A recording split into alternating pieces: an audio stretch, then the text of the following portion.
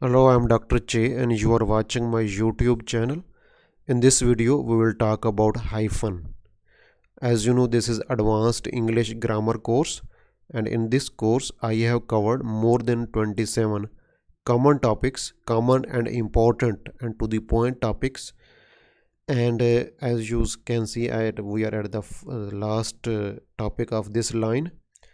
And if you want to see all the course in order, open playlist of my channel and watch complete course in order.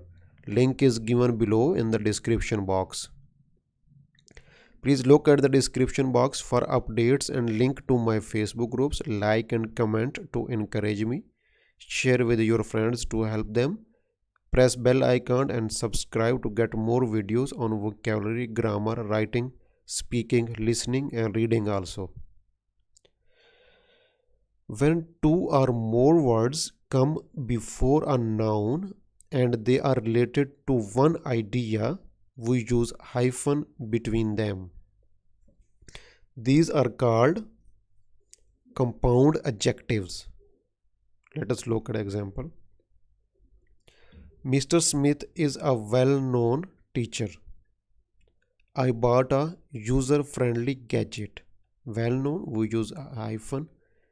User-friendly, we use hyphen because there is a noun after that. We use a hyphen, well-known hyphen. Generally, we use hyphen between compound adjectives when they come before a noun. If noun comes first, then we don't use hyphen. If, as you can see here, it well known, this is a compound adjective, this is a noun, then we are using hyphen. Same, this is a noun, this is compound adjective. So if the noun, the son is son, my son's teacher is the noun, it is mentioned earlier and then compound adjective is mentioned later on, this is not joined with noun, then we don't use hyphen in most of the cases. My son's teacher is well known. My new gadget is user friendly. So here we are not using hyphen. This is a very important rule. If a modifier is a combination of an adverb and adjective, we don't use hyphen. This is a combination, clearly audible, this is a combination of adverb and adjective, so we don't use hyphen. This is not a compound adjective, these are not two adjectives, this is one adjective, one adverb, so we don't use hyphen here. Dr. Che makes clearly audible videos. Dr. Che makes clearly audible videos. Numbers from 21 to 20, numbers from 21 to 99. We use hyphen between numbers from 21 to 99 when they are written in words, not in digits. For example, in words 29, 35, 56, 99, like 99. So when we use them, we use hyphen between. Similar to the first rule of compound adjectives, we use hyphen when age or any other time period or size or length is given before a noun. When there is age, a time period, there is a size and or there is a length given before a noun. For example, my new pet is a 2-year-old cat. As I have told you, there is a noun and this is a compound. So we are using hyphen before compound. So this is compound adjective and it is represents the age. 2-year-old cat. I will show you. This is 2 and why we are not using years here. 2 years. This is wrong. 2 years is wrong. 2 year is correct. But why? I will explain you later on in the same video. My new pet is a 2-year-old cat. Look carefully. We have used hyphen with all words related to age. Another point to note is that we used year instead of years. We are not using years, we are only using year. If these words are not given before a noun, then we don't need to put hyphen.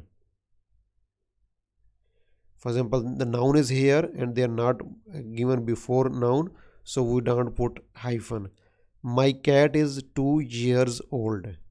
If I say I have a 2 years old cat, then I will use hyphen after two, then after year and old.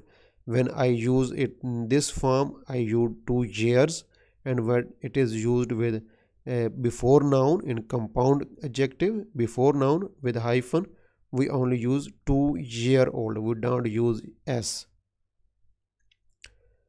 Dr. Che uploaded a 2 month grammar course on YouTube. Common mistake: students write months instead of month in this context, or they use years, they write years.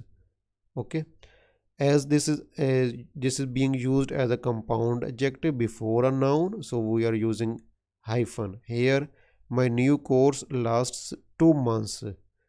The noun is here and this is not related with the noun, so we will not use hyphen in this case. We use hyphens when fractions are written in words, 1/3, 2/3, something like that. However, we don't use hyphen when a fraction is given with a or an. Let us look at example.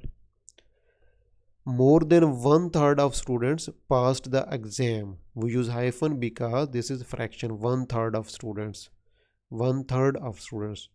So when we use with the fraction, we use a or an with the fraction, we will not use hyphen.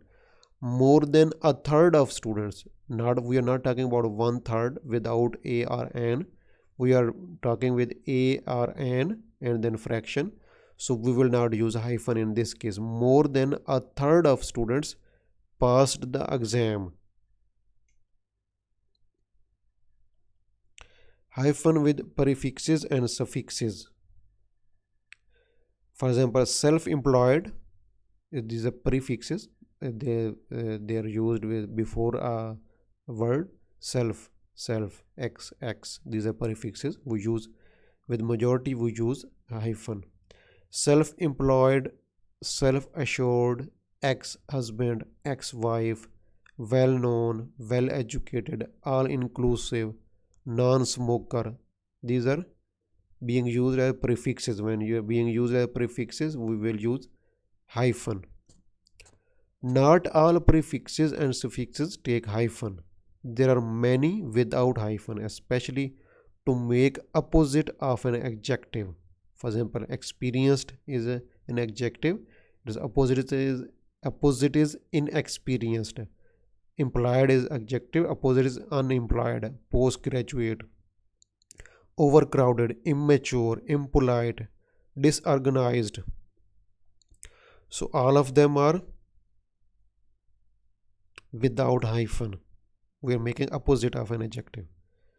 In, un, post, over, immature, disappointed, for example, immature, overcrowded, postgraduate, uneducated, something like that, inappropriate, appropriate, inappropriate.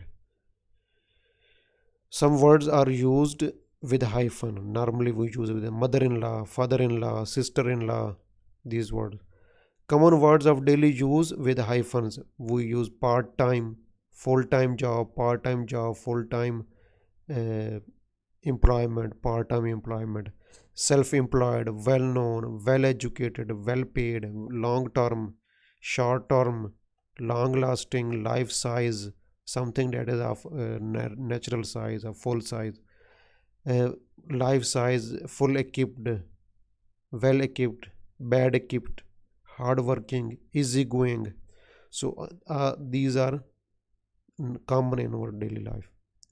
Look at the description box for updates and link to my Facebook groups like and comment to encourage me, share with other students to help them, subscribe and press bell icon to get more video courses on vocabulary, grammar, writing, speaking, listening and reading also. Thank you very much.